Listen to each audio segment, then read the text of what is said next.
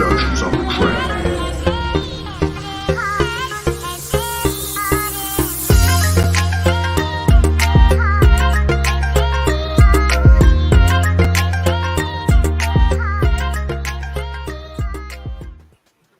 Yo, what's up, everybody? This is Case Study QB, and we are in the pre-show right now, so we're just gonna have a little fun until 8 o'clock. We got about 10 minutes until 8 o'clock starts. What's up, people? Now we know how it feels to get swept off the Apollo. John is the Grinch. Talk about don't be talking about me. Don't talk about me. It's not about me. Yo, let me. John used to walk to school in the snow every day, 10 miles both ways. Uphill both ways. Actually, I'll tell you what. I tell you what. I did used to walk every time I missed the bus. I will go back home. Say, Mom, I missed the bus. She's like, okay, start walking. I want to show that picture real quick. Start off with that picture. But no, you want to hook me up? You going to produce the show today? I guess so, because you just switched it up on me. All right, there we go. You guys saw this? Yo. Oh my god. Yo, what is she up to these days? I haven't heard anything. She did an interview with Rachel Maddow recently. She's talking about Bitcoin now. Oh my goodness. Oh yeah, I think she was talking about Bitcoin, yeah. Was it Bitcoin and NFTs? Okay. Who thinks she gonna run again? Nobody.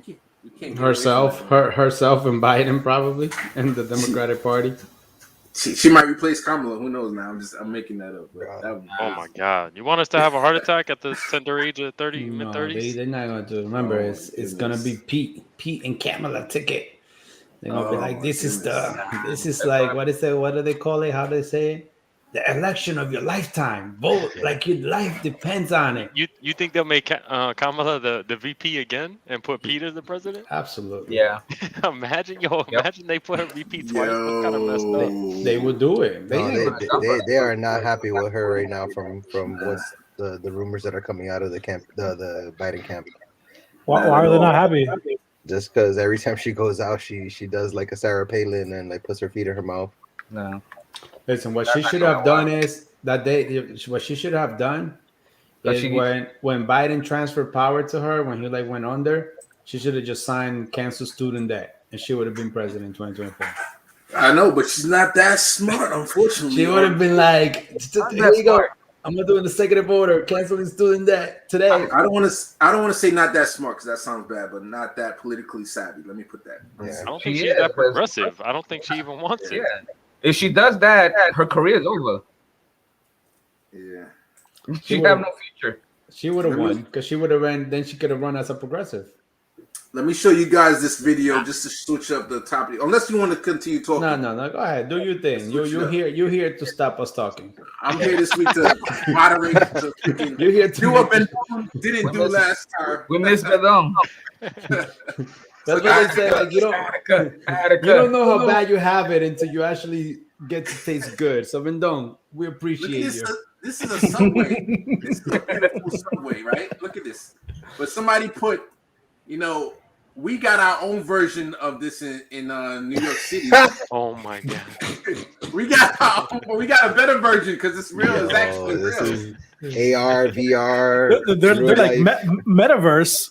Who needs the metaverse when you get the real thing in your city?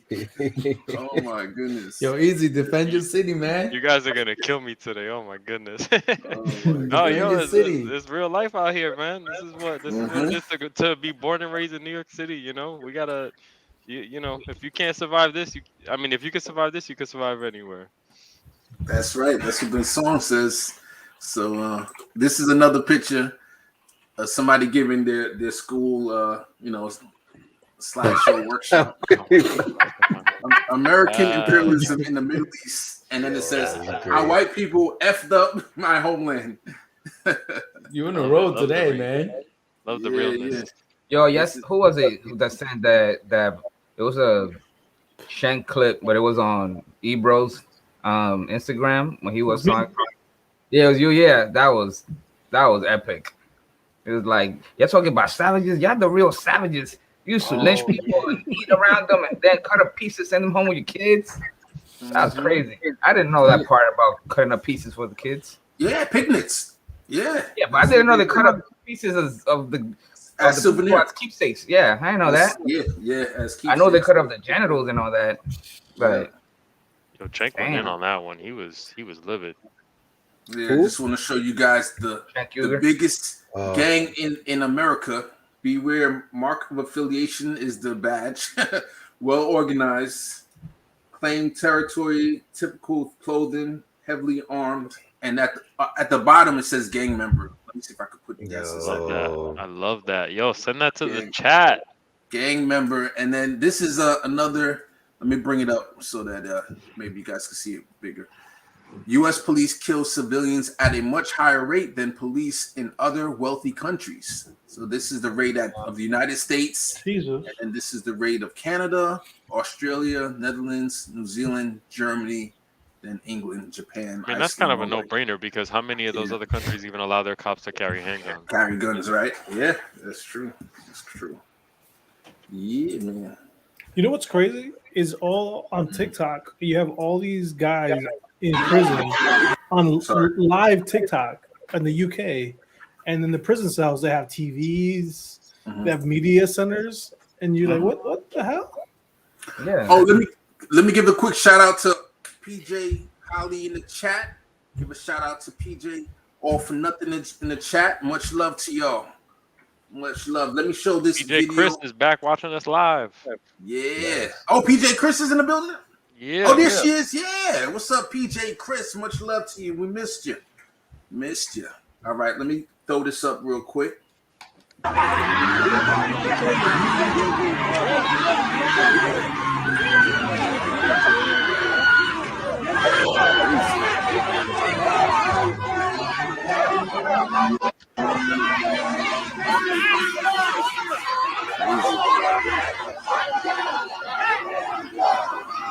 One, two, three, four.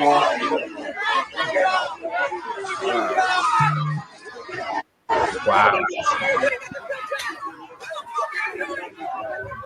So they need like 4 people to get somebody in the wheelchair. It's crazy. Yo, so they knocked the guy off the wheelchair so they could pick him up and carry him. Just roll him away.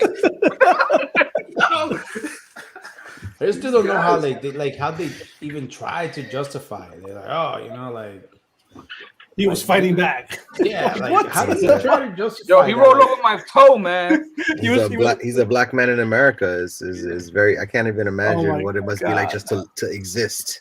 Just to exist, man. It's crazy. What was that? They got the mace. Yeah. And he's handcuffed?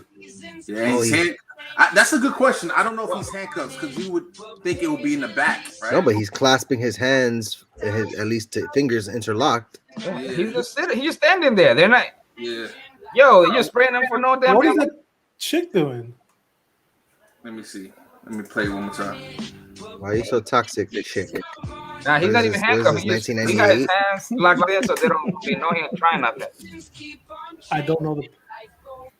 Yeah, I wonder what the full context was with that. The cop was scared. That's what the excuse. The cops scared people in the world. I don't know how they get to be cops.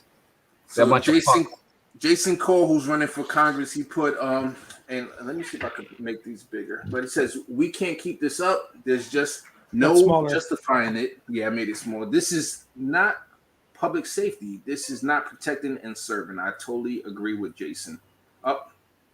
Yo, Gabe, do you see the? I didn't watch it. I think it was the policing episode that said a guy got arrested for singing in public. I saw that one.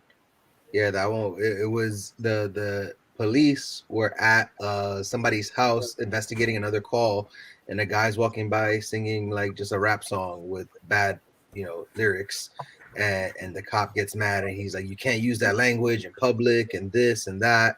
And then he abandons the existing call that he was working on to go and police this guy who was rapping in the street, and ends up arresting the guy that was rapping in the street for no reason. And they really break down, they break down how it's illegal. Like if they were trying to get him for like a noise ordinance or something, it would be a problem, but that would be all right. But the fact that they were trying to get him because of the content of his speech is the real problem.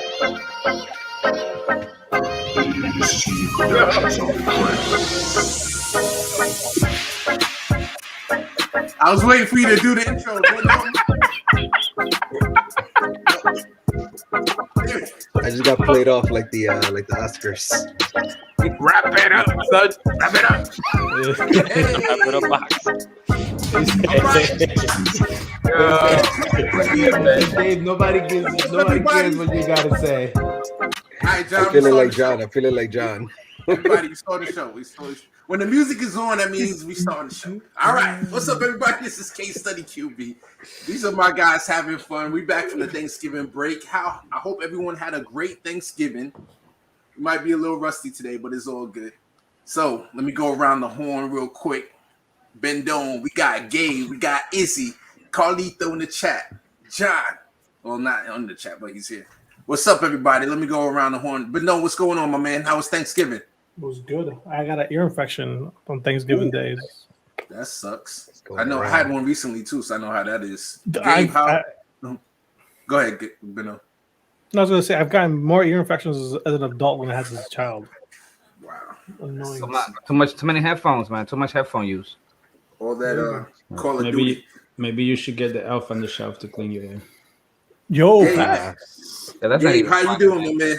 I'm good. We just got back from a van trip, so I was actually able to see both Izzy and John. It was hard to see Izzy because all I could see was the back of his head, but we had a good time. So it was good catching up with the fellas in person for the first time during this pandemic. You guys should have took a picture. We could have put it out there like, hey, the PJs getting together, something like that. Do you have pictures together or no?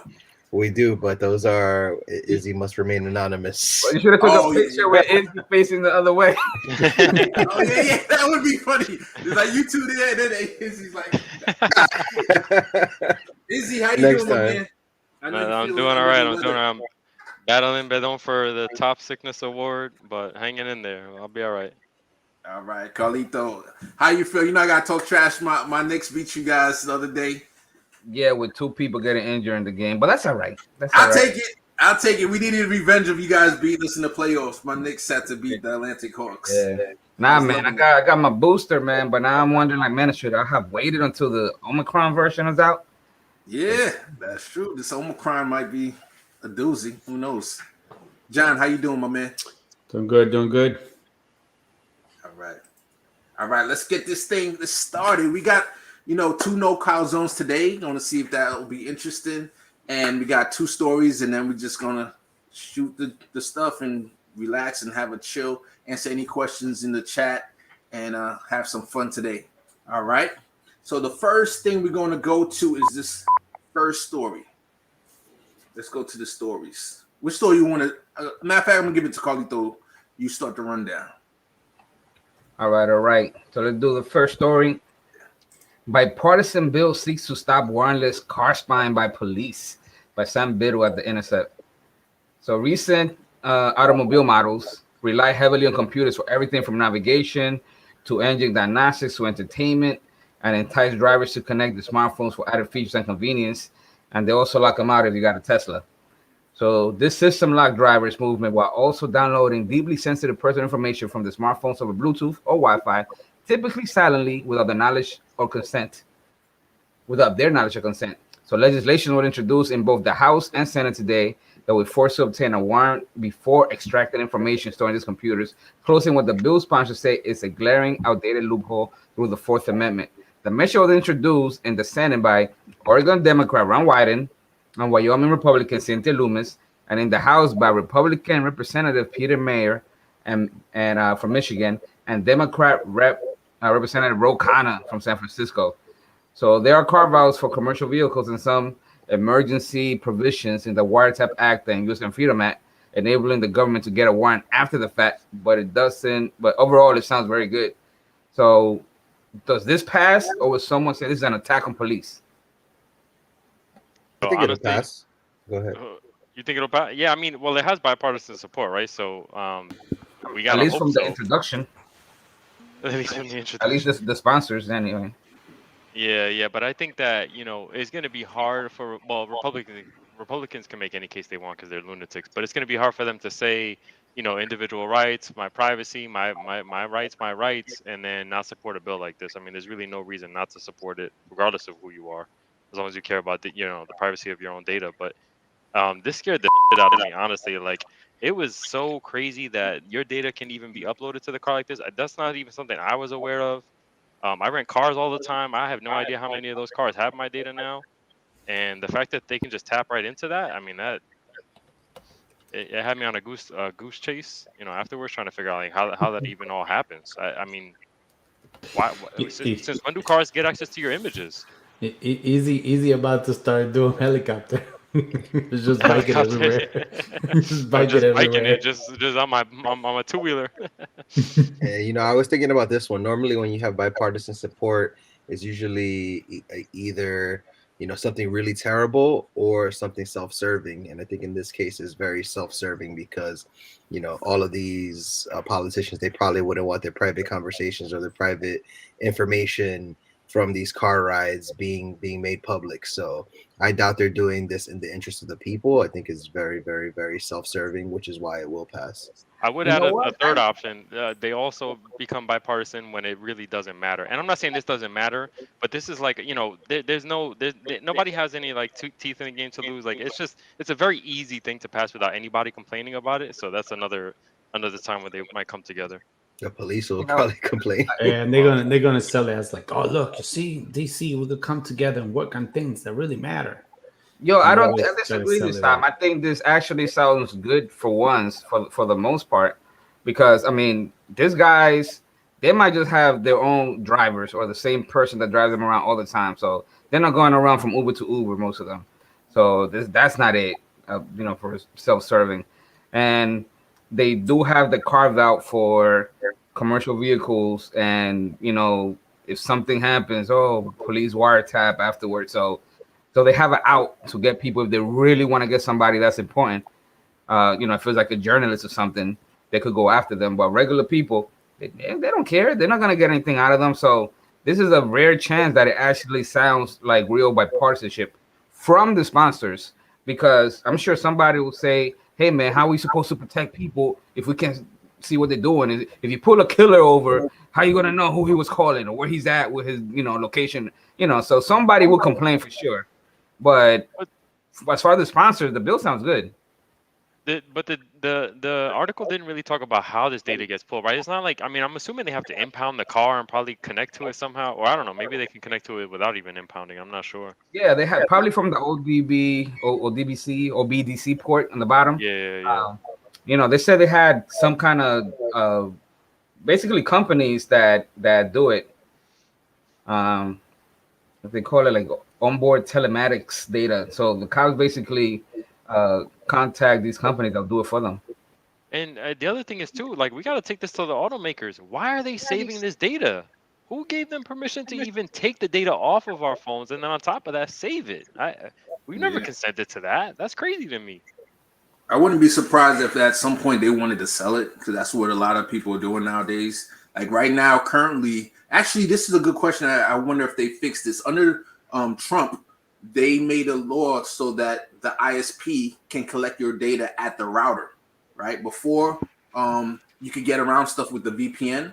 But, and Izzy, you might be able to answer this, like, by getting the websites that you're going to at the router, does that bypass the VPN? Do you know by any chance? No, definitely not. No, it was still, everything would still be tunneled through the VPN, and even the routers themselves, they're not seeing website data. They're most just seeing like source and destination IP addresses. So no, the you're still good with the ISP VPN. won't be able to know. Like, I was thinking the ISP would know that house or that customer account is going to what, like, certain websites. So you're saying no? Not with a VPN, no. There's no If way you have for a them to see VPN, that. Now, but most DNS people is a don't whole have. different story. Like, if DNS isn't going through your VPN, that's a whole different story. But no, not with the VPN, you're pretty much good. Okay, but most people don't have VPN, so they're collecting that data, and I'm sure they're selling it to Amazon or whoever it is that want to sell you stuff. Go ahead, John. Gabe, you should tweet Elon Musk and see what he got to say about this, because he tells that they don't sell the data. So get to the bottom of it, Gabe. All right, we want to move on. Carlito, you ready for the next story? Ready, Freddy. Let's do it. That's good. Devonia Inman sees his conviction overturned after 23 years behind bars. Prosecutional misconduct and deficient lawyering deprived Inman of a fair trial, a judge ruled. Inman's case was the subject of the Intercept's Murderville, Georgia podcast by Liliana Segura, Georgia Smith at the Intercept. So Donna Brown was murdered as she left her job at Taco Bell. A key piece of evidence was left in the car: a homemade mask made from a pair of gray sweatpants with eye holes cut out for it, out of it. Neither the mask nor any other physical evidence tied Inman to the crime. Multiple witnesses who initially implicated Inman recanted the statement in his 2001 trial. Nevertheless, he was convicted and sentenced to life in prison. Meanwhile, the real killer was free to murder at least 2 people and maybe more. And when the real killer was caught for these unrelated crimes, his DNA was matched to the homemade mask. This was before Inman's trial. But still, one, the Georgia's Attorney General prosecuted Inman without revealing the DNA information to his appointed lawyer. 2, the appointed lawyer had police reports that showed that someone else was arrested for murders with a homemade ski mask, the same as her case, but she did nothing with that information. And 3, the state Supreme Court denied a new trial, even though there was some DNA evidence. It wasn't until 2019 that a pro bono defense team from Atlanta firm found new evidence of Inman's innocence, which they argue had been illegally withheld from Inman in trial, that a review was granted by the state Supreme Court. They also charged that his original lawyer was just a damn mess who didn't do her job, and the court agreed. Unfortunately, as clear-cut as this seems, it is expected the Attorney General will try to fight to keep Inman in jail anyway. So instead of lawyers, do we need court-appointed podcast producers in order to get people off? Because it seems like, first it was the other one from NPR. They had a case, and now there's Murderville. It's like the only way to get out from jail is by or get a new trial, at least, is by having a podcast made about you. So is that the cure? Court-appointed podcast? You gotta tag Kim Kardashian and have her be on the case. Oh my God! Yeah, she did help at one point too, right? She helped another case recently too, another death war. Did she? Yo, Case, while you're on the website, can you scroll down to the part where they show the lawyer who definitely did not do her job, and everybody tell me if you're surprised by what she looks like? As soon as I hit that picture, I was like, yeah, that kind of makes sense. But it's like, where's the accountability now? It's like he should get a civil case if he eventually gets out of jail to get tons of money out of this. But is this is this defense attorney going to be held accountable? Are they going to be either brought up on charges? Probably not. We know that these defense attorneys, one, they might be incompetent, but 2, they're overworked based on the tons and tons and tons of cases they get. So it's really crazy. And to answer your question, Carlito, about do we need podcasts? It's sad that it's good that we get certain people the justice they deserve, but it's sad that you can only get it through a podcast, because that's never going to scale as much as we would like. You could do 20 seasons of a podcast and there's still thousands of Black and brown men that are in jail, and white men too, innocently, that have been brought up on trumped up charges, and unfortunately, it's the justice system is incentivized to keep these men in jail, because, and women too, because you have to keep the train going. You have to keep the lawyers paid. You have to keep the judges paid. You have to keep the police paid, the attorney generals paid. So they're incentivized to keep people moving through the system. And then you get these defense attorneys that are incentivized to just take plea deals without even really doing their job in defending. So it's until you really get to the root cause of everything, then we're gonna keep seeing this. And everybody wants to look tough on crime. So the only way they know how to be tough on crime is not about having justice; it's about arresting as many people as possible. So they just go for the low-hanging fruit, with usually people that don't have a lot of money for the defense. Poor, usually minorities. So that's the best way for them to just pad their numbers. I think it all comes back to the system, right? It's a systemic issue, and this is the system that is set up where poor people, unfortunately, they have no other way to get off. Unfortunately, go ahead, Izzy. I was just gonna say that, in this case, like, all the evidence is so clear. At least from what we could read from the article, all the evidence is so clear. It's like Chappelle in the R. Kelly trial, where like he's like, I need to see this, and this. I need to see video of him doing the act, holding up 2 IDs, and they provide the video holding up 2 IDs. And even still, it's not enough for the attorney general in this case to like do anything about it. So you talk about accountability. If the attorney general is seeing all this evidence and turning it down or not really acting on it, who's going to hold accountability at that point? Just So the question is, how do we get how do we put into place accountability? Like, what would that look like? If anybody here had a way to resolve this, like I would, off the top of my head, if you're a counsel and you hide evidence, you should go to jail for like half the amount that person was in jail for. So in this case, he was in jail for 20 years. Maybe they or is that too harsh? What you guys think? No, I think more. I think you should match the sentence. Forget about half. Yeah. Match the sentence. So they will never do that again. You will never, or very rarely, find that somebody's hiding evidence. But go ahead, Carlito. Yeah, another thing that we've seen works in some places is that when you elect progressive district attorneys, those are the people like the guy in Philadelphia, man. He was not focused on just padding the numbers, but actually having justice and not wasting time on small town cases, focusing on like the important cases, not somebody had $10 worth of weed in their pocket or something. Yep.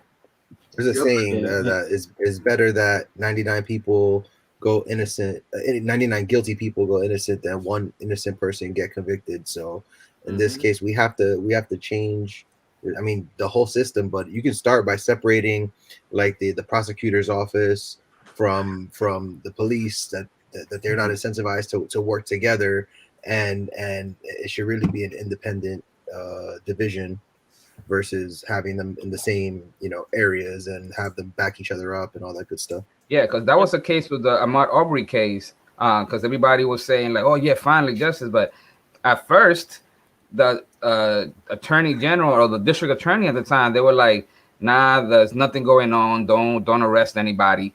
And then I think a second one recused themselves because they used to work with the cops. So one of them eventually got charged for some kind of misconduct because of that. They wouldn't, so when you have the cops and the prosecutors so intertwined, they feel like they need them to close cases because the cops are real vindictive. They'll be like, yo, if you don't close my case, and maybe next time I won't be, doing an investigation for you. The same way they say, oh, if you try to cut my budget, I just won't be answering calls in your neighborhood anymore. And this epidemic of just grabbing up whichever innocent men, like I just saw 2 cases recently, so this isn't something that was 24 years ago and now is getting better. Like just 2 recent cases. One guy called the cops because of his car being robbed, and when they got there, they detained him and ended up arresting him when he's the one that called the police. So there's they arrested him for stealing his own car. Yep. There's tons of cases like this. There's another one that I saw that it was a domestic violence case. The police pulled over somebody, and he didn't even match the description of the suspect. So they said he had a real cropped beard, a short beard, and this person had a really long beard. And the guy was wearing black shorts. The suspect, the guy that detained, had white shorts. And you hear in the body cam footage, the police goes, "Yeah, everything matches except the shorts and the beard." It's like, oh well, in that case, nothing matches. So it's just preposterous when you hear that kind of stuff. It's the presumption of guilt just based off of the color of your skin. Yeah, and on a bigger level, it's also the whole privatized prisons, because there was a big case in Pennsylvania where the judge was sending juveniles to jail just to feel bad. So he was getting kickbacks from the people that ran the juvenile facility. So that's a whole bunch of kids that went to jail necessarily, and from then probably did become criminals because they ended up being locked up for no reason and have a record, and then probably couldn't get into a college or get a job because of that record later on. Got into gangs because of being stuck in those jails. So just for money, they destroyed so many lives. And then that judge was all apologetic, but he didn't get us enough time. He should have been for life, pretty much. Yeah, I just want to give a quick shout out to Robin in the chat. That's our graphics coordinator. She's helping me work on a new logo for People's Gauntlet, and I'm hoping maybe at some point she could get the Political Junkies a new logo. She's does great work with formerly known as the Fred Hampton Leftists. They're now called the Revolutionary Blackout Media. She did their new logo, and she does a lot of graphic work with them. So I just want to give her a shout out. Who else is in the chat? MSG, much love to you also. All right, so since we're on this topic, I'm going to show this video real quick because this is I like to show clips of Fox News they on Case Study QB so that we can understand what the other side is watching, right? That's the when it comes to like progressive topics, and this is one of those clips. About San Francisco's radical DA. His name is Chesa Boudin. Voters have now gathered enough petitions to force him to a recall election. It'll happen next year. Richie Greenberg is a San Francisco political commentator, joins us now. So what drove voters to this point? Didn't they know what they were getting? Didn't he say he was going to do this? Hi, well, first of all, thank you for having me here today. You know, he is a charismatic person. And when he was campaigning back in 2019, a lot of voters actually believed what he was saying. They believed that he was going to make a difference. They believed that he was going to tweak the system, tweak the criminal justice system using this concept of restorative justice, which after he was elected, and by the way, he was not elected with a huge margin either. But once he was elected, the first thing he did is he fired 7 of our city's most experienced prosecutors, and all the red flags went up immediately. So, Richie, this guy's got an interesting backstory. His parents are incarcerated. So this guy's got an agenda. He's still trying to get I think he was trying to leverage. Let me just pause you real quick with that point that he made with this guy who's a progressive, painting him as a progressive. I don't know too much about him personally, but I saw this clip. I'm sure he's a person that's going in there to change the system. Like, isn't that common sense that he would go in there and fire all the bad prosecutors that been there for so long? Go ahead, John. He did exactly what he ran on. And I think if you, I know about him. I was listening to a podcast or something, and if you look at the rate of like incarceration in San Francisco from the point that he took office, I think he just like I could probably search real quick while we do some other segment. He's gone down dramatically. So it's like he did what he did. He's not exactly what Carlito was talking about earlier. He's not worrying about putting people, in jail for just having 5 ounces of marijuana stuff. And so he definitely he did clean the system. That's what you do when you go in there. You're going to change. Why you're going to keep the same people that you ran against? So exactly. It's funny how they like sell these stories. It's just crazy. I was just about to say that. So this is Fox News doing propaganda against this guy who's doing the change that he said he would do, but he's creating an environment so that the next time he goes up for election, at least it has that base of vitriol that can they're hoping to get him out of office next time. So let me just finish up this real quick. Let's hear the rest. To get his father out of jail. So now with that big heart of his, he is emptying and not arresting anybody. He's emptying jails and not arresting anyone. And even liberals are fed up with him. Even progressives are saying this guy's gone too far. Yeah, that's right. And when all right, we got the basic idea, but he's letting people out of prison. I'm sure there's detail there that they're not providing.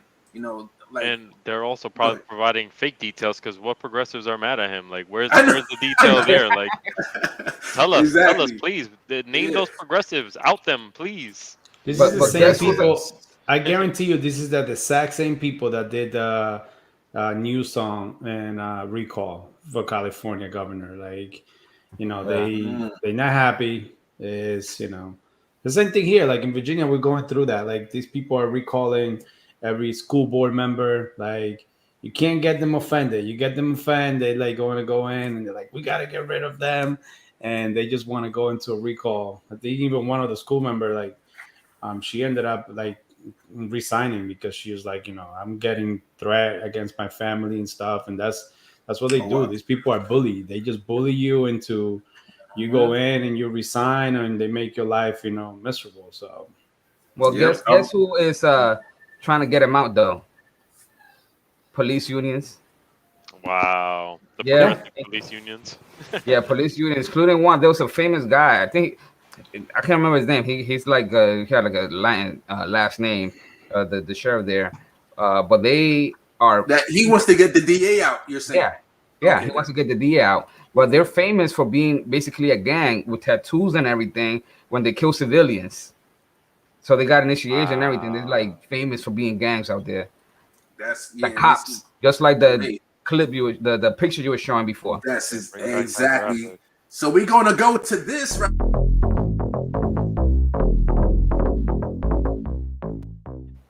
Hey, you're right. We're back at it. So we need Robin to do a new graphic for No Calso. We're gonna go with that for now. We're gonna go with that.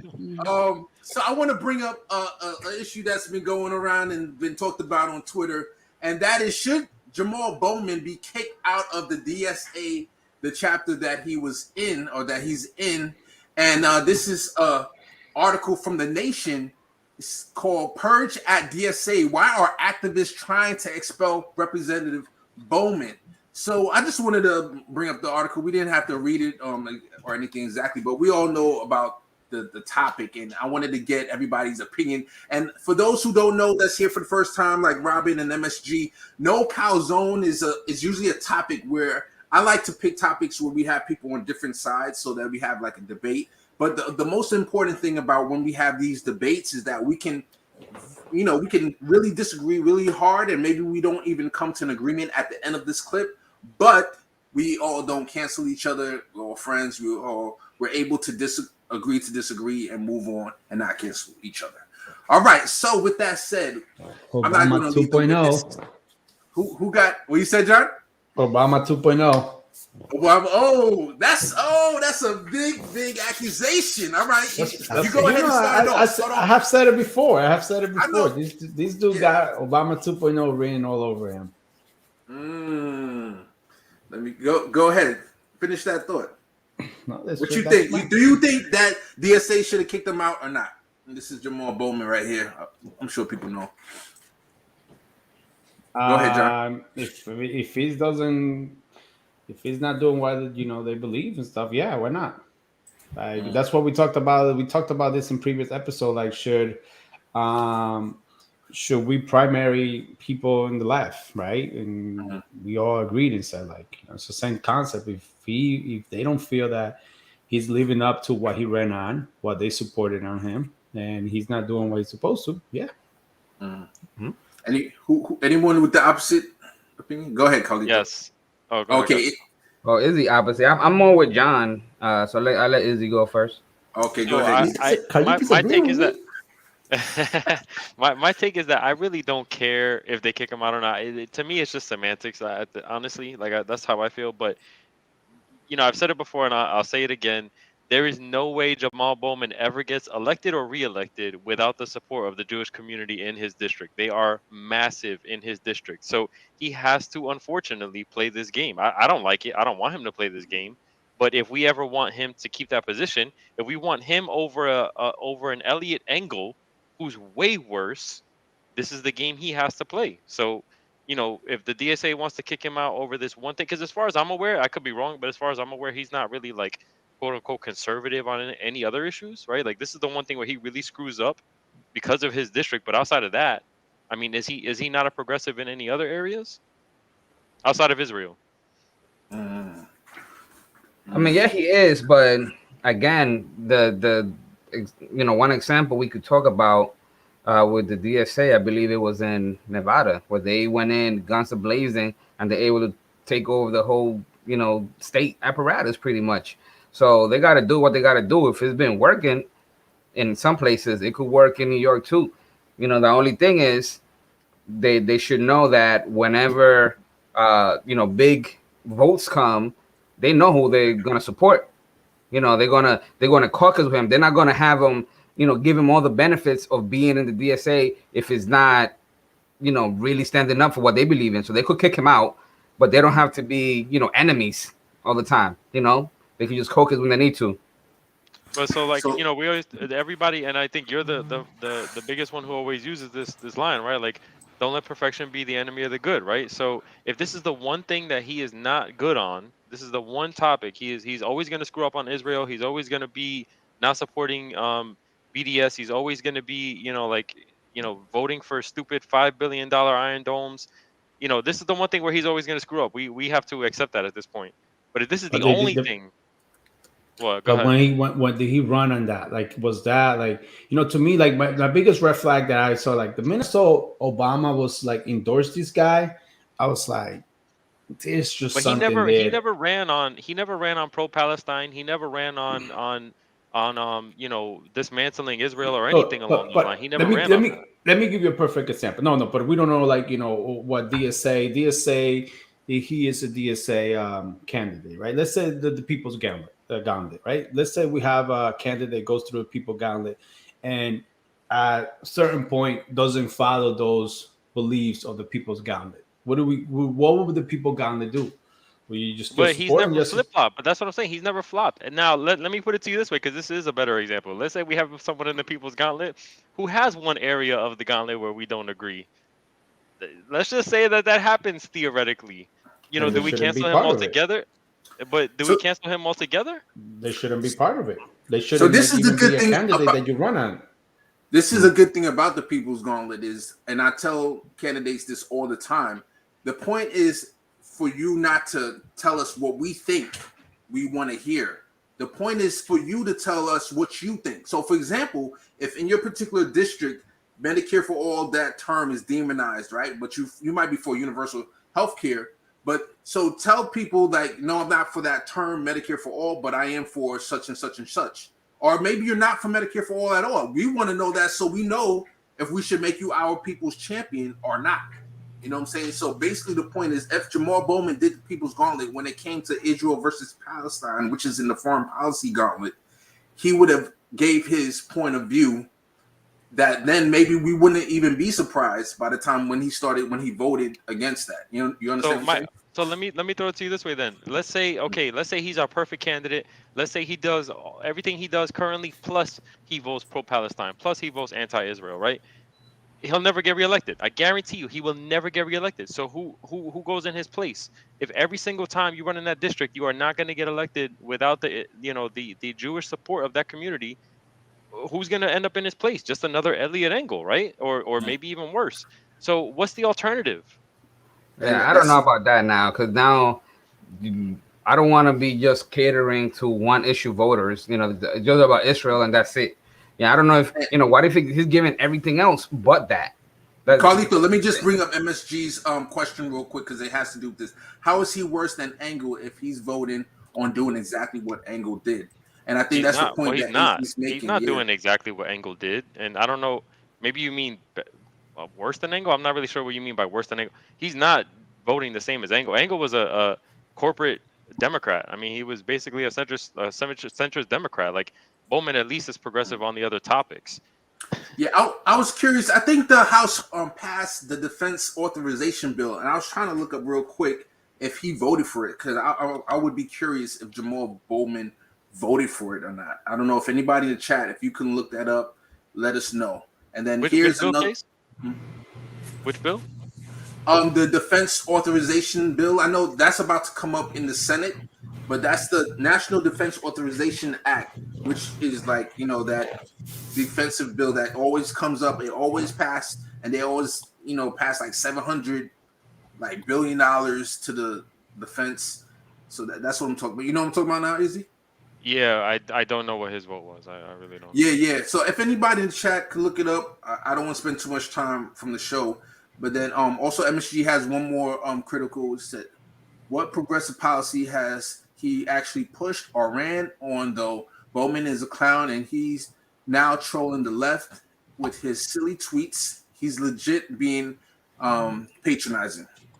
Interesting. That's a harsh criticism. How?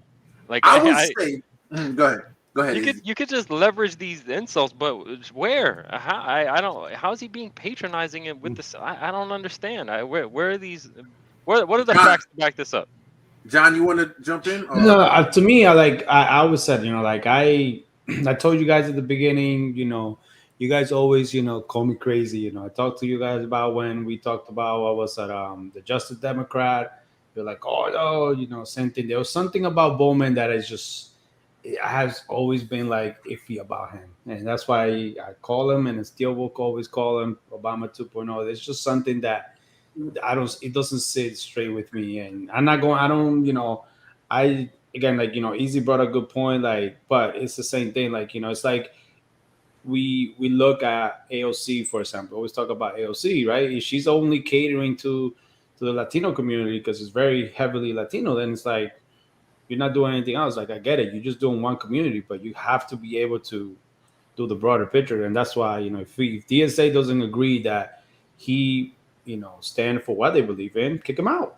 Like, just kick him out, Yeah, bring and somebody that's what I'm in, saying. Like, primary I don't him with have any somebody issue that with you that. feel that you feel that's going to do it. That's what I'm saying. At the end of the day, he could still run without DSA, right? Hmm. He could still run, he could still win. He will have that Jewish support, and he could then turn to be whatever he want to be and say, you know what, I don't really need to be this left to win. I could just It's win. unfortunate that we have a minority So, senator. Then you sorry can just about shut me up. Yeah, my bad. No, that's My cool. Go bad. ahead. No, that's But cool. I was bringing this up and it played automatically on Odyssey just to show MSG in the chat. So this is one clip I'm about to. I don't even have to play it, but this is him defending or discussing the infrastructure bill and advocating on behalf of the Build Back Better, which is like that human infrastructure side. And then also I can think of another clip that he did with Cory Bush, and they were also defending the Build Back Better bill and trying to push. Because remember, there was a period of time when the bipartisan bill and the infrastructure, also known as the BBB, Build Back Better bill, they were supposed to go together so that the progressive had more leverage. But, unfortunately, they lost that battle. But before that, Cory Bush and Jamal Bowman was trying to fight to keep that pressure on. So that's definitely a difference between Angle and Jamal Bowman, that Angle would probably be nowhere to be found to try to defend this BBB bill. So there is a lot of nuance. I understand that people are disappointed in the squad overall and in a lot of decisions. People voting president, for example. I know it was brought up that he voted president. Let me bring this up one more time. He voted president for the funding of the police for the police capital. And by the way, they created 2 stations outside of DC. That's crazy. The police capital. Like that doesn't make any sense. But anyway, go ahead, Carlito. Yeah, I mean, I think sometimes people just go overboard, man. You have candidates like you were saying about the People's Gauntlet. If they put their real honest thoughts out there and we don't agree with anything, you're not gonna have a candidate agree with every single person and every single issue. So you just weigh plus and minuses and you vote for whoever you like the most. But if somebody does one thing and you don't like, all of a sudden they're the worst in the world. Get them out of here. They're worse than Hillary. I don't know. They're the devil, pretty much. So it's like, man, all right, you don't like it. Good. Next time, vote for somebody that you like better when they run against them. That's it. we have much bigger fish to fry in the Democratic Party than Jamal Bowman. So if the DSA wants to kick him out, it doesn't really mean anything. It's not like the DSA is this massive power.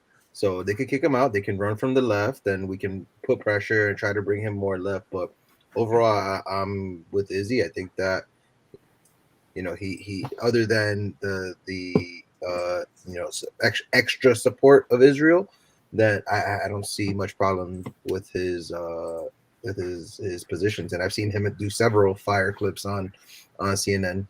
So I think he's for the most part on our side, and we're not going to agree 100%, but agree 9 out of 10. That's good for me. My problem is the ones where we agree 1 out of 10, and then we want to call them Democrats. That's my problem. Yeah. Yo, we got anything. We got to clip that. Like I just said, to me, I always have perceived caution. Like I just always have that. I always give him a little side with him, but I agree. Like he does seem to be more on our side. But I was going to answer your question, right? If DSA feels that he's not doing, bring somebody in, run him over, and see if that the candidate that you bring wins. If he doesn't, then you keep it moving. He is more on our side. Like, do you ask me if I'd rather have him or Angel? I definitely rather have him for sure. But he's not. I don't think he's like this. Progressive champion that everybody think he is. Like I'm always, like I said, I always give him that. I learned my lesson with Obama, that was all about it, like, yeah, and then it's like he completely like let us down and stuff like that. So I think Bowman is in that path. Yeah, I All don't know right, if any progressive. we're gonna keep it moving. Bro, just real quick, I just want to mention Go Holly ahead, Horn's message. AOC voted President Iron Dome. Mhm. I have nothing to back this up, but I think Pelosi like threatened her puppy or something. Like I think she had her mom in a basement or something. Because whatever happened after they had that conversation and she was crying, then all of a sudden her vote flipped. Like I again, I have no evidence to back this up, but something happened during that convo that I don't think any of us would be okay hearing. So anyway, let's move on. Yeah, yeah, it's interesting to know. I wish I was a fly on that wall. I wish we had the surveillance of the car companies and stuff like that over there, so you can find out what's going on. But I just want to bring up some tweets real quick before we go to the next No Cow Zone topic. And here is Xiomara Castro.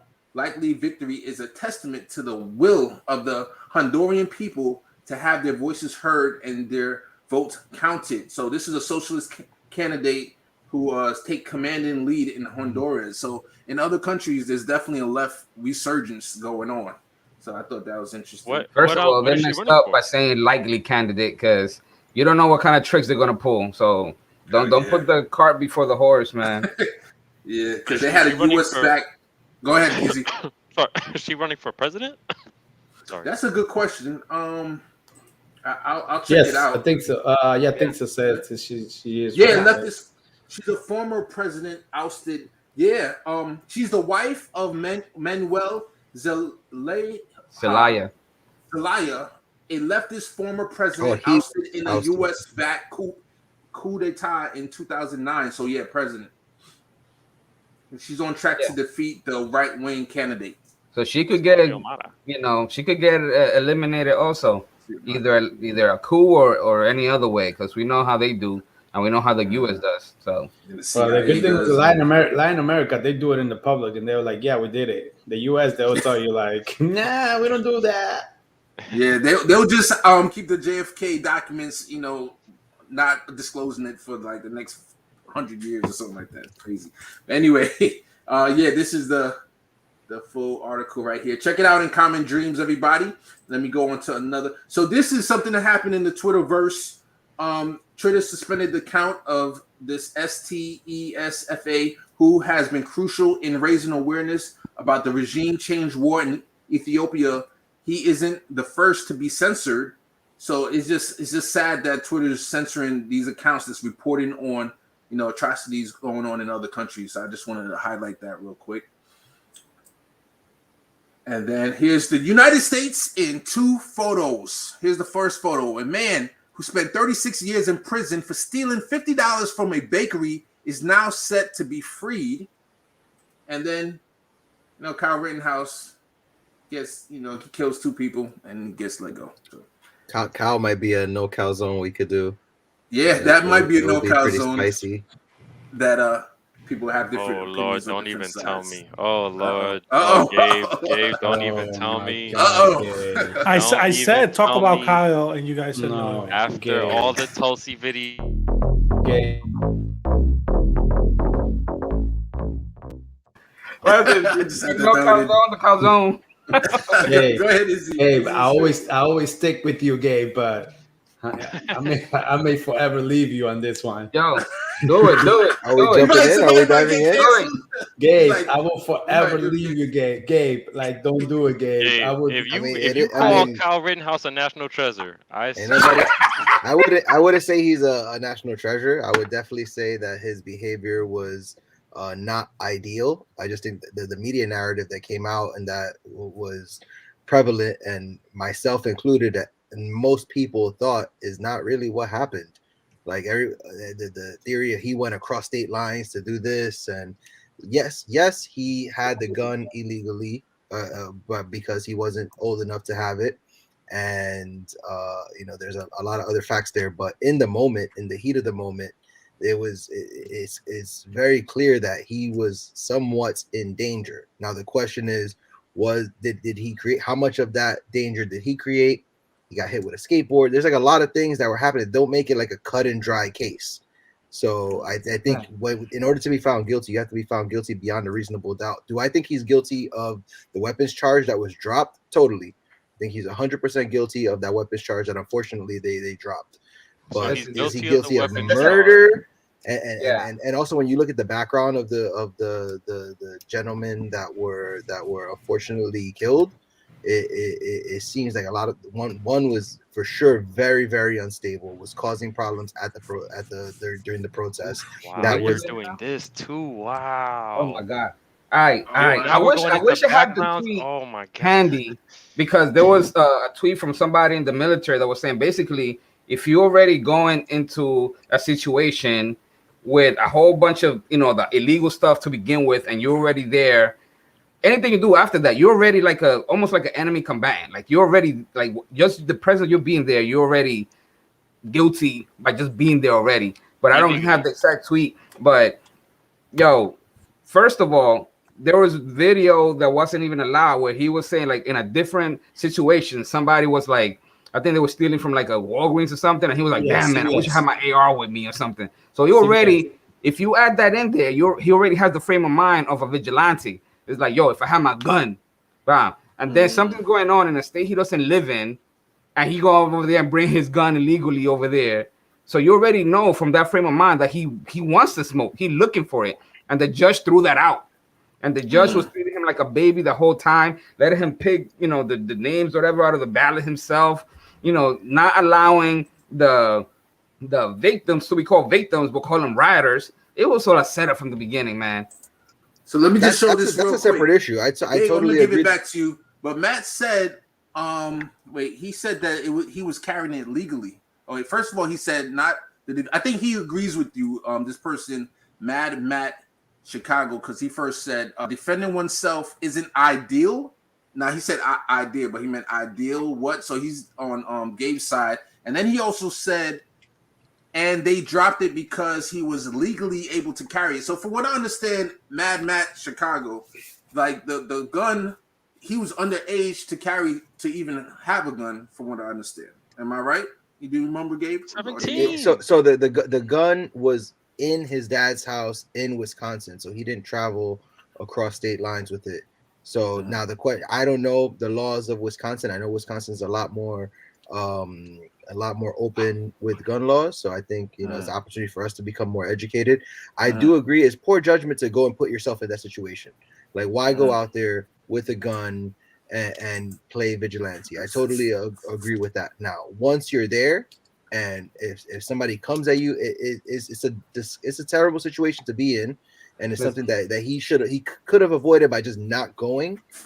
But again, there's videos of the people that were killed, that they were doing quote unquote violence beforehand, and that they were doing stuff. So, and aside from that, there was a quote from one of the people who was shot but not killed, that he said his main regret was not putting a bullet into Rittenhouse before Rittenhouse killed everybody. He said that.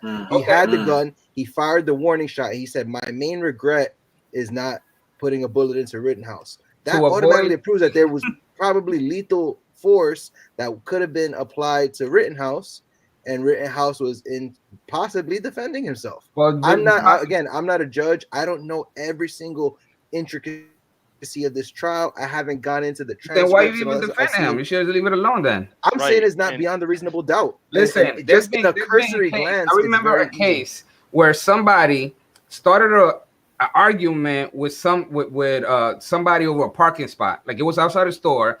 This white guy started a fight. I think it was first with this woman, and then the husband came, and the guy that started the fight and had the gun and pulled it out, started everything, and then he shot somebody, and then he said like, "Oh, I was just defending myself, standing my ground, blah blah blah." So Kyle Rittenhouse is the same thing. You go somewhere where you got no business being at. Totally, I don't think at all it's the same drama. Thing. I saw that other video. It's not the same thing at all, because why is he there in the first place? Real quick, hold on, real quick, just to clarify, this is straight from Wisconsin's website, wisconsin.gov's website. Under federal law, with certain exceptions, a person under 18 is generally prohibited from possessing a handgun. Under Wisconsin law, with certain exceptions for hunting, military service, and target practice, a person under age 18 is generally prohibited from possessing or going armed with a firearm. So, period. 17 years old, you are not to be carrying a firearm in Wisconsin.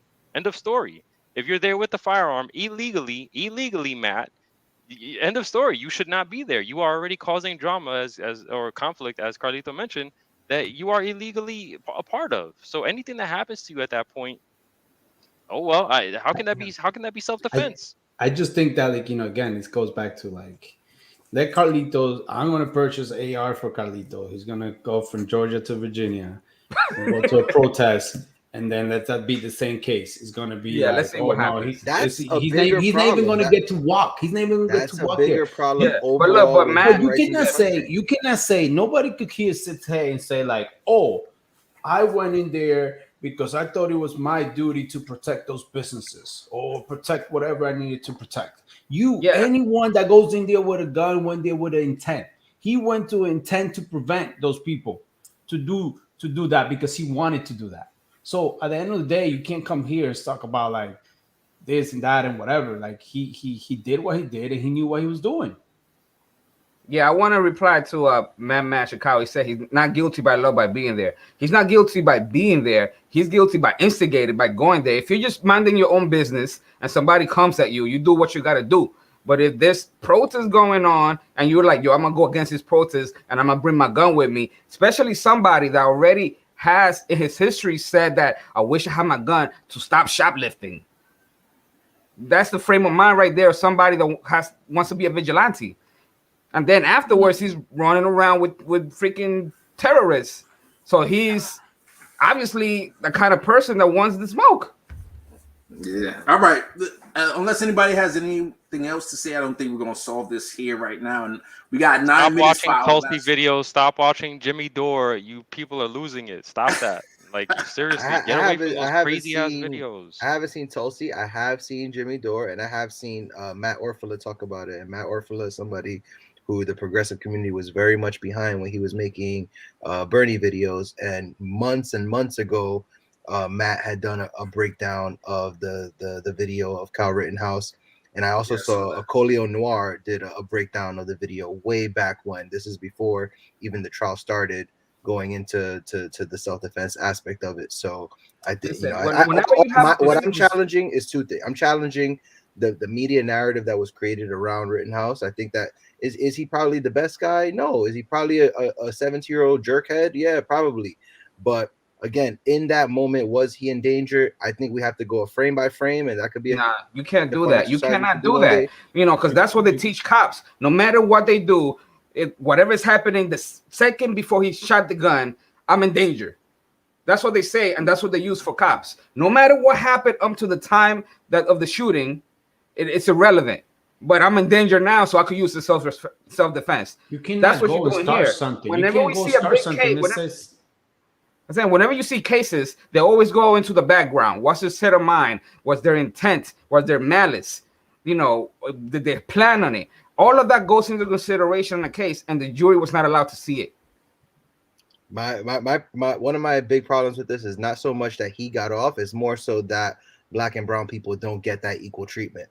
And I think that's a major issue. The fact that John brought up earlier, if Carlito would have went over there, God forbid, he would have been shot just having the gun. Yeah, but so I don't even want that treatment. I don't want that treatment for anybody. It should be fair all around. I don't want to. I agree. I'm 100% on the same page. I think the judge was biased 100%. It's very clear. You can see the video of the judge sitting there with him, allowing him to pick the thing. All those things I agree with. I think that is all. But when you look into the actual act that took place that they were charging him of the murders, that's where I'm saying it's not cut and dry. It's not beyond a reasonable doubt. But he didn't get charged. He didn't get charged on anything. Listen, for the same reason as the case we just talked about, I got the guy in Georgia. If the jury was able to see the DNA evidence in Georgia, they would have acquitted the guy.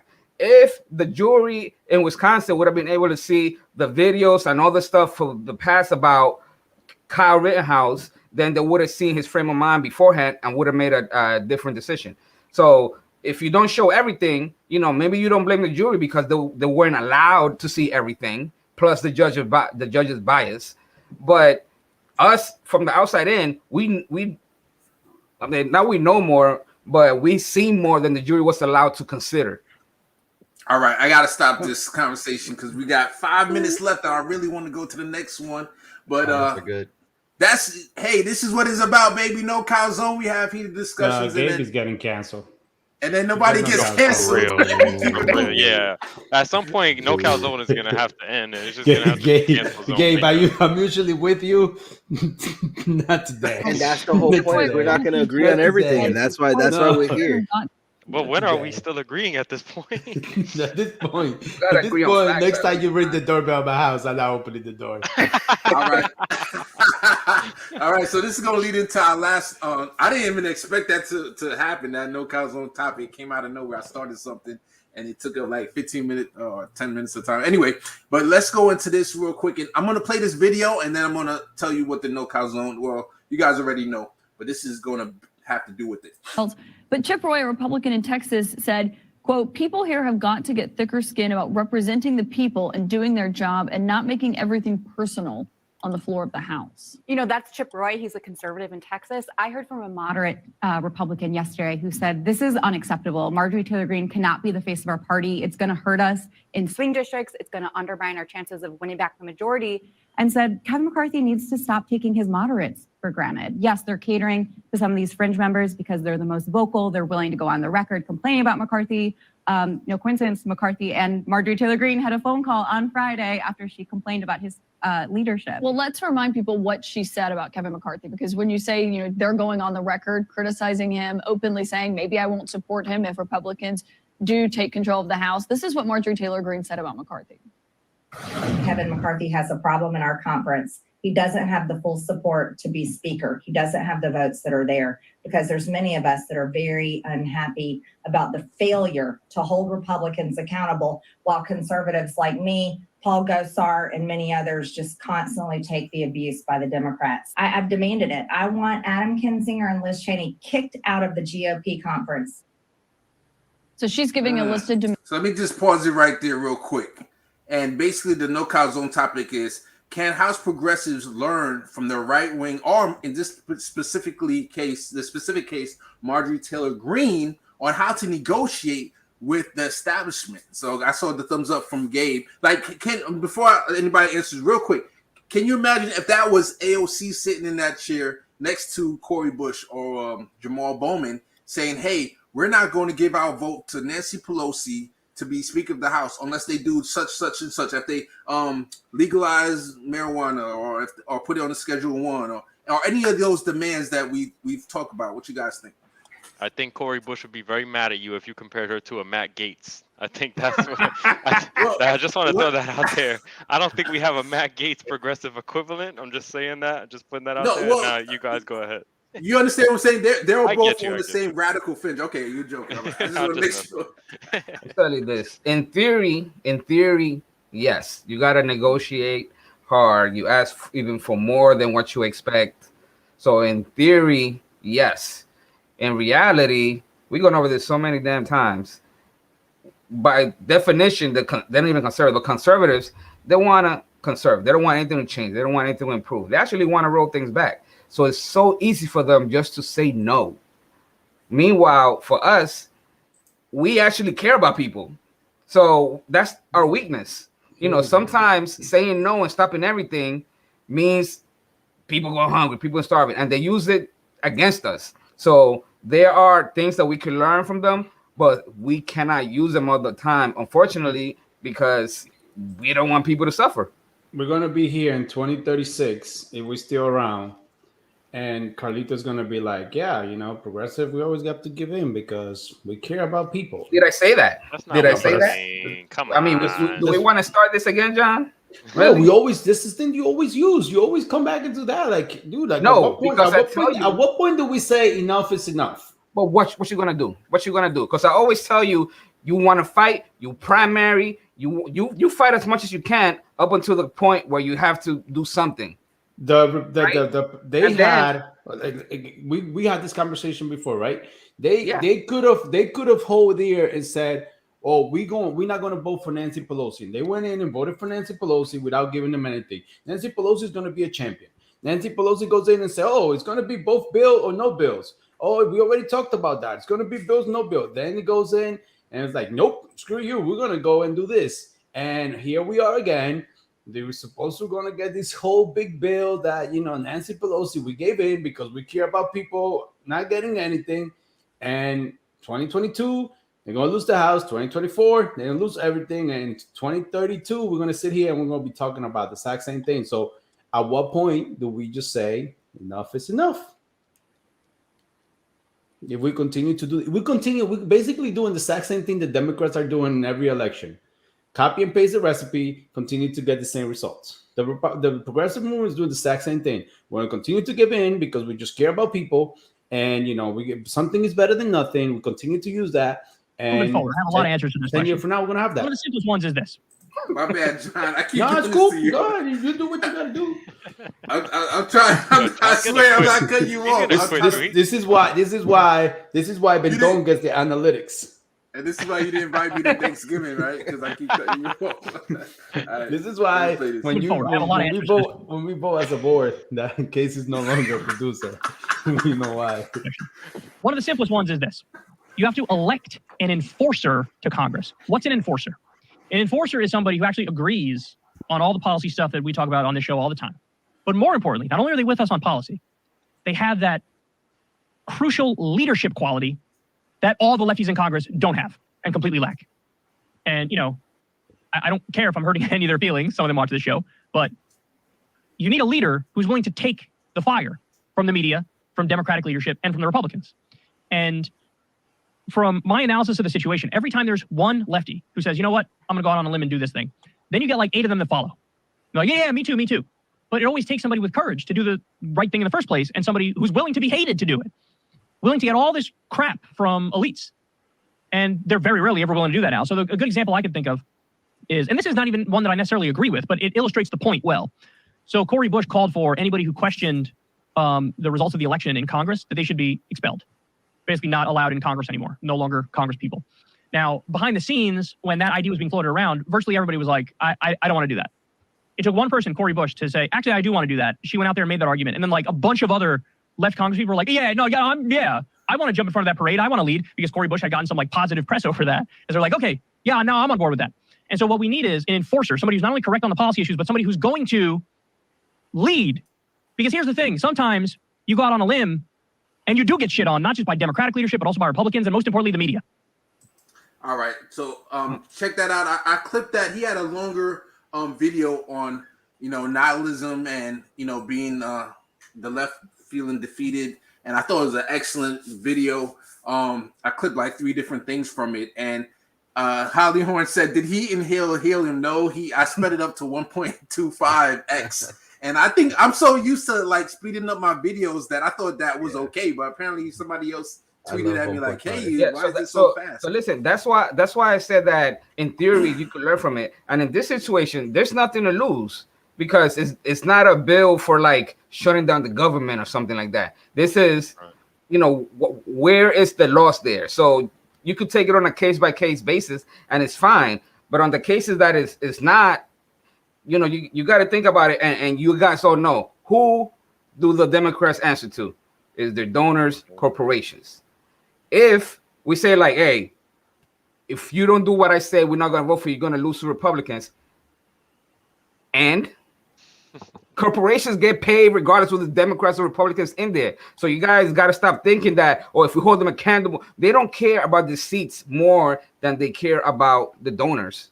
I understand, but let me ask you this. So 2022 comes around, and I know we had this discussion before, and we're going to be like, I don't want to go in circle too much and stuff like that, but the Democrats hold their seats and stuff like that. Shouldn't we try to hold Nancy Pelosi accountable if we're going to give her a vote as the Speaker of the House? Absolutely.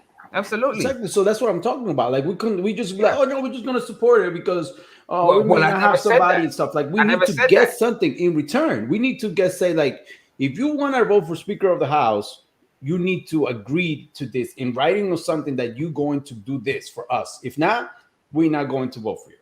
You're right, but also she doesn't even need our votes for Speaker of the House, right? For Well, progressives, she did. for just the squad. She did at this point. She needed. Nah, They at only that have. point, They I don't only think they have. had enough. They only had it. They didn't have enough. She needed. They didn't have No, I enough think vote. no, I think at that point the squad didn't have. But regardless, what you want to do? Get Kevin McCarthy in there?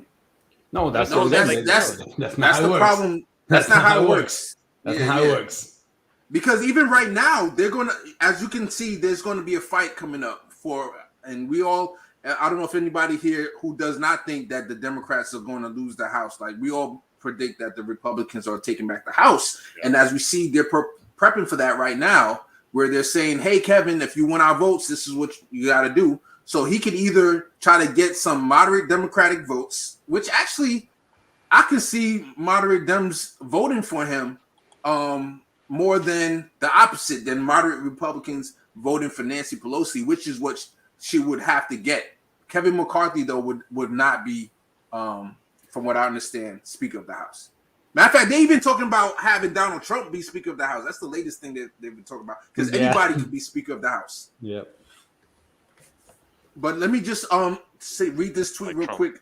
Abel Martinez said, he is right. You have the ability to call all of them out and stand your ground no matter what. All right, so it's 9:06. Unless we got anything else to say about this, we're going to end the show. Much love to everybody in the chat. Let me just give them a shout out, to Holly Horn, PJ Holly, PJ All for Nothing, MSG.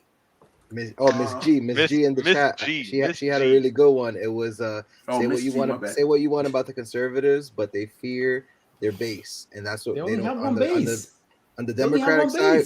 On the Democratic side, we don't fear our base. No, they don't no. We have 50 Who's their base? Who's their base? Who's their base? The conservative base. That's what it's saying. Like, and I know we're gonna go over the conservative base is just there's 70% white people. That's it. There's no other base.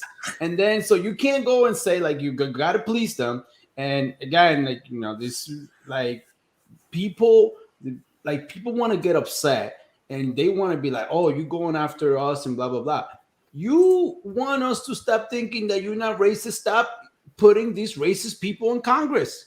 If you want us to stink, you could go ahead and put your moderate Republicans, people that will be against these things that you have never seen. You have all these people talking about elevators and book bag and people laughing and thinking, and they want us to be like, whoa, just because I'm white, I'm not racist and stuff. Stop. If you want that, stop voting for those people. Put people there that have logic, that have common sense, that will be like, you know what, this is not okay. This should not be part of Congress. This is not how we want to represent our party, and we'll move on. But that's their base. They don't have to cater to anybody else. So of course they're going to fear. Their fear is their Trump party. The Democrats, aside, once they get out of corporation, they just like what Carlito said. It's like, oh, okay, well, whatever. Like you give you the lesser. They know we're gonna vote for them anyway. Is the point? I think that they know that no matter what, Carlito and you guys are gonna vote for them always. They don't know, and they don't fear us. They don't know. They want to cater to, you know what, Joe Biden. What did Joe Biden run on? Joe Biden ran on, oh, I could be that guy across for the aisle. I'm going to be the moderate guy. I'm going to be do this and stuff like that.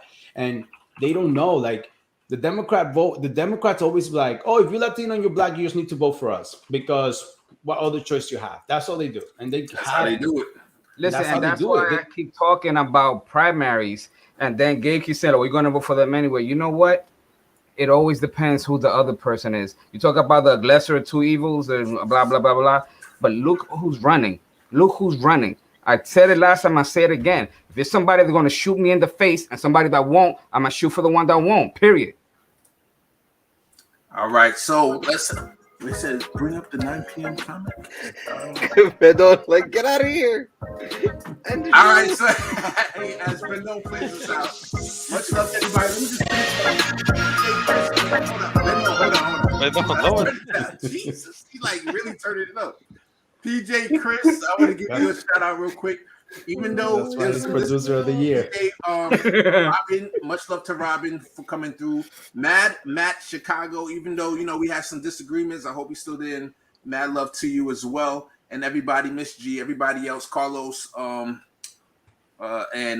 everybody else in the chat. Abel Martinez, that's the last one. I'm going to be on the Savvy Sab show tomorrow at 7 p.m. Eastern Standard Time, hanging out with former Fred Hampton leftists, but now they are the Revolutionary Blackout Media.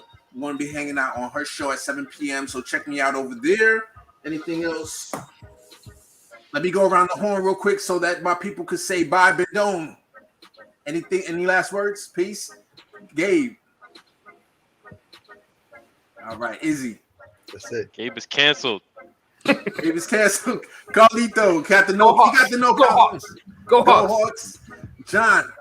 Bendome, producer of the year. You could have been anywhere in the world, but you're here with us, and we appreciate that. Much love to you.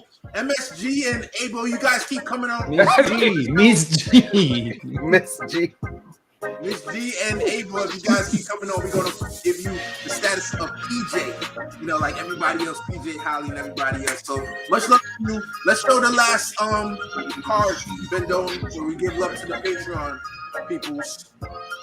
And we have a new Patreon. That's Deborah Brindley.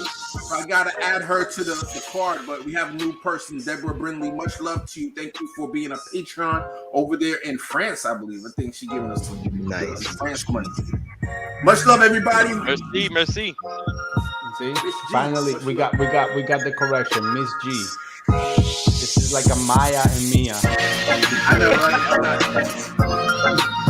Miss G, much love to you. Miss G, just so you know, Mia. it's going to take about 3 shows for him to get this correct. Mia, much love to Mia too. I didn't shout her out. Much love, Mia. Peace.